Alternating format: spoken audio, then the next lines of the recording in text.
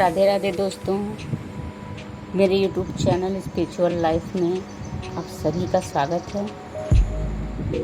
भागवत गीता सिर्फ एक ग्रंथ नहीं है जिसे सिर्फ पढ़ा और रख दिया।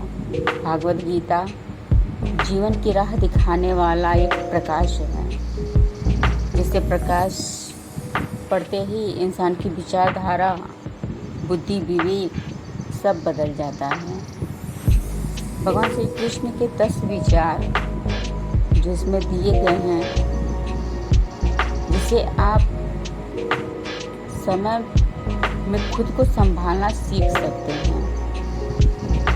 जीवन में कई बार बहुत बुरा समय आता है, जब इंसान पूरी तरह से टूट जाता है। हर तरफ से देखने पर उसे अंधेरा ही दिखता है। न कोई साथी संबंधी, न कोई वस्तु उसे इस स्थिति से बाहर निकाल नहीं पाते हैं। न तो किसी चीज़ में उसे खुशी मिलती है और न कोई रास्ता उसे नज़र आता है। अगर आप भी ऐसे समय से गुजर रहे हैं या आप ऐसे व्यक्ति को जानते हो जो इस परिस्थिति में फंसा हुआ है, तो भगवान श्री कृष्ण की ओर से कही गई कुछ बातों का स्मरण जरूर करना चाहिए। गीता के 10 प्रेरणादायक लेख लेकर जो भगवान ने हमें बताए हैं, जो आपको जीवन में मुश्किल से मुश्किल वक्तों में भी हिम्मत देंगे। तो चलिए जानते हैं कौन से हैं। पहला है गीता उपदेश। अगर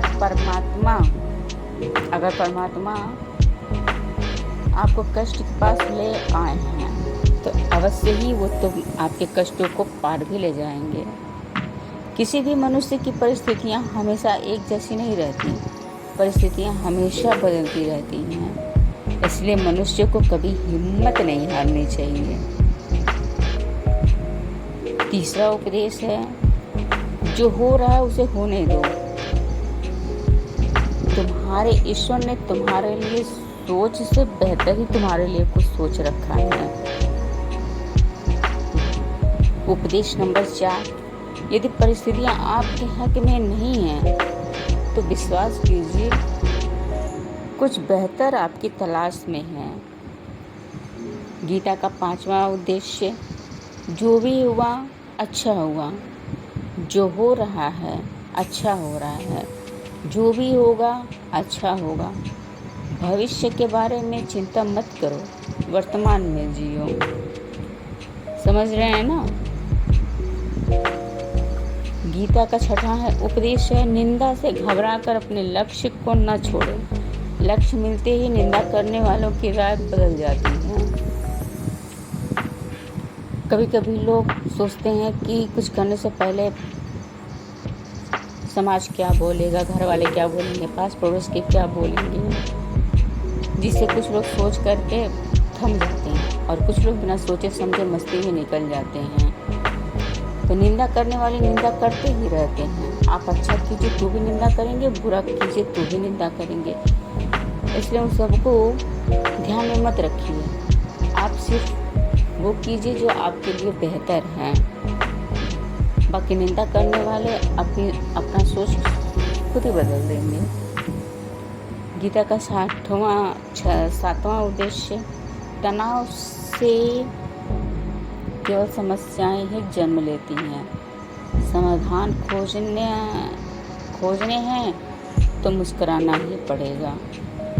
गीता का 8वां उद्देश्य, इस पृथ्वी लोक पर कोई साथ नहीं देता।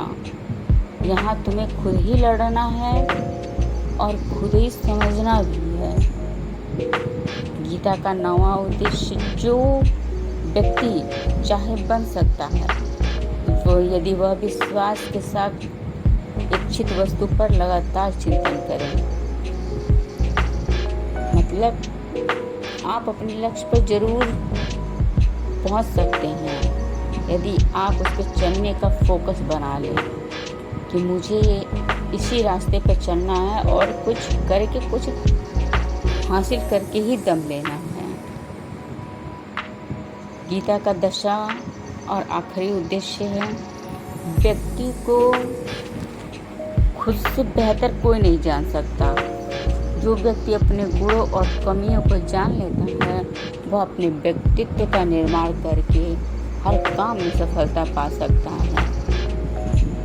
कहने का मतलब ये है कि कुछ लोग तो अपनी कमियां जानते हैं कि मैं अच्छा हूँ, मैं बुरा हूँ, और जो ये समझ जाता है वो इस हिसाब से ज़िंदगी जीना, जीवन जीना सीख जाता है।